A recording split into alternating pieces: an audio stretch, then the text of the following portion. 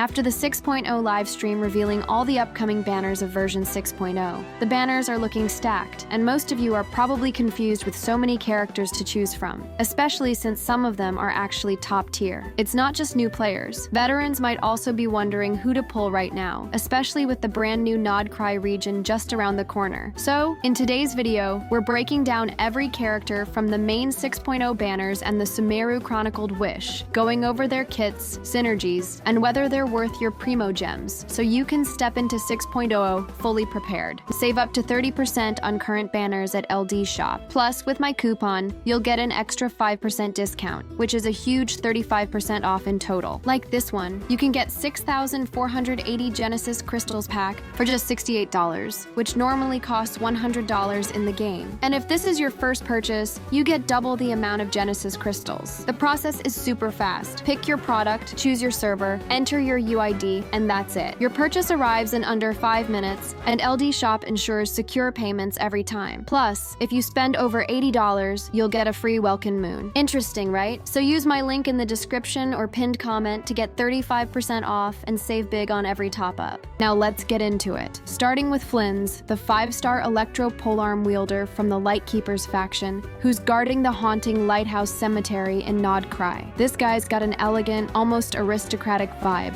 far from the usual battle-hardened warriors. His kit centers on the Lunar Charged reaction, a souped-up version of Electro Charged with no internal cooldown limits, letting you spam reactions like crazy. Picture him swinging his signature polearm, Blood-Soaked Ruins, while a floating lantern rains Electro damage on enemies. He's a hybrid DPS and sub-DPS, with support vibes that shine in teams with Hydro units for those explosive Lunar Charged combos. If you're hyped for Nod-Krai's new mechanics and want a versatile Electro unit who can adapt to the shifting meta, Flins feels like a bold pull that could carry you far in the new region. Next up is Lauma, the 5-star Dendro Catalyst user from the Frostmoon Scions, rocking majestic stag-like horns that scream otherworldly power. She's tied to lunar rituals and brings the mysterious Lunar Dendro reaction, which early leaks say boosts Dendro damage and plays with crit in unique ways. Think of her as a support with bloom-like energy, but with a lunar twist that amplifies reaction-based teams. Her signature weapon, Nightweaver's Looking Glass, pumps up elemental mastery and lunar budding reactions, making her a perfect fit for Dendro-heavy squads. With lore ties to Columbina, she's also a story gem for Nod-Krai explorers. If you're building around Dendro or want a character who elevates team reactions with flair, Lauma's a fantastic choice to weave into your plans. Now, let's talk about Yelan, the 5-star Hydrobow user who's been a meta darling since her debut. As a sub-DPS, she scales off HP, dishing out massive off-field damage with her lifeline bursts that weave through enemies and boost your active character's output via her breakthrough mechanic. She's a team player, fitting into Vaporize, Electro Charged, or Freeze comps, but she's a beast in hypercarry setups where her exquisite throw tags enemies for devastating coordinated attacks. Pair her with Flins for those Lunar Charged synergies, or with Dendro units for reaction chaos. Her energy generation and mobility make her a low-effort, high-reward pick, with Nod-Krai's mechanics leaning into quick swaps and sustained damage. Yelan's versatility keeps her relevant, making her a safe bet if you need reliable Hydro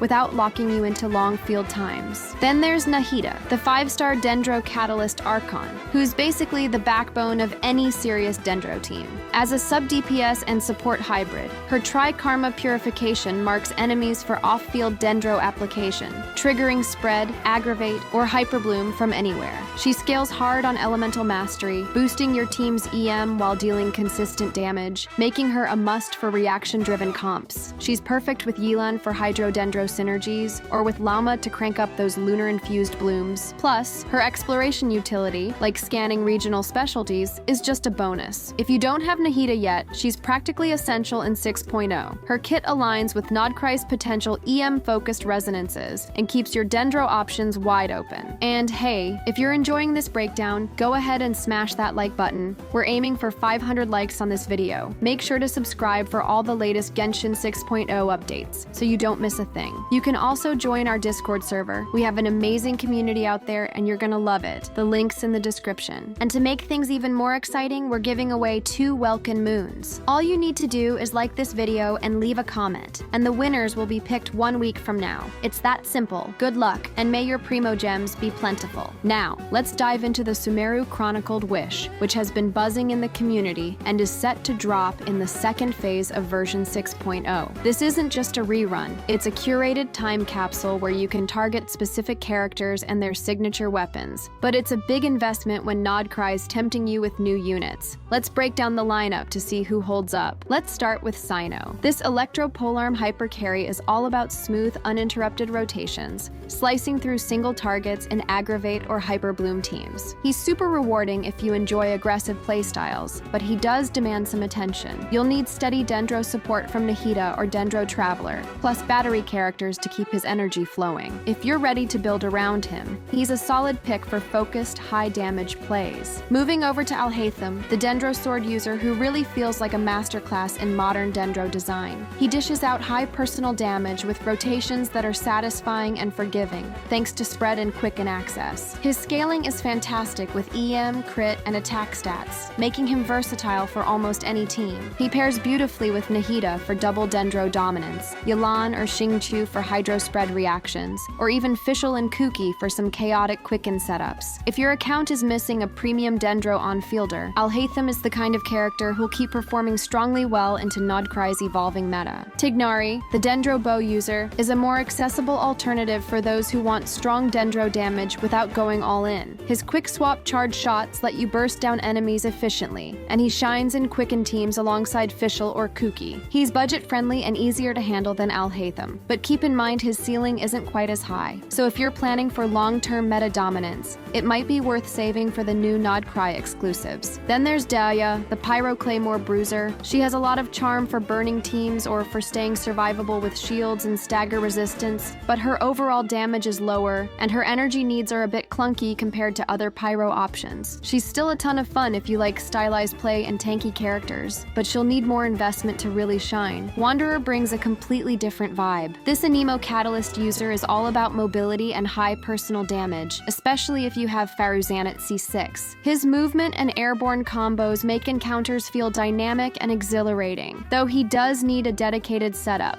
Faruzan for buffs, and someone like Zhongli or Layla to help stay airborne. If you love high-flying carries and fast-paced combat, Wandarer can be a total blast. Finally, Nilou transforms Bloom into something truly spectacular. She turns cores into bountiful versions that demand Hydro-Dendro setups for massive reaction-driven nukes. With Nod-Krai's potential for EM-focused Dendro and max HP for Hydro, she feels tailor-made for the new region's meta. Nilou offers a unique and stylish way to clear rooms, and stands out as one of those characters that keeps gameplay feeling fresh, even for veteran players. Don't overlook the weapons in the Chronicled Wish. Tignari's Hunter's Path, Dehya's Beacon of the Reed Sea, and Alhaitham's Light of Foliar Incision are exclusive to limited banners, making them prime targets for collectors or min-maxers. These signatures can elevate your characters and aren't easily replaced, so keep them in mind if you're chasing that perfect build. So, who should you actually pull for? Honestly, don't overthink it. Go for the character that excites you the most. At the end of the day, these are the characters you'll enjoy playing the most, so pull for the ones that make logging into Genshin a joy. Sure, for Nod-Krai synergy, Nahida and Flins might be slightly more optimal, but the real win is having your favorite character in your team and actually having fun, so follow your heart and go for who you love. Still, if you are thinking about meta on the Sumeru Chronicled Wish, Alhaitham and Nilou stand out for their lasting value. Alhaitham for flexible Dendro damage, Nilou for reaction-driven chaos. If you've got Faruzan built, Wandarer's a fun pick. Otherwise, Cyno, Tignari, and Dehya are more for love than meta. Free-to-play players, budget wisely, 5.8 was stingy, and Nod-Krai's new units will tempt you hard. If you're far from pity and lack Nahida, secure the Archon first. If you already got her, Alhaitham or Nilou are high-confidence choices. Ultimately, pull for who makes you excited to log into 6.0. And that's all for this video. Let me know in the comments who you're planning to pull in 6.0. I'd love to hear your thoughts. Till then, stay safe, stay healthy, and don't forget to drink water. I'll see you in the next video.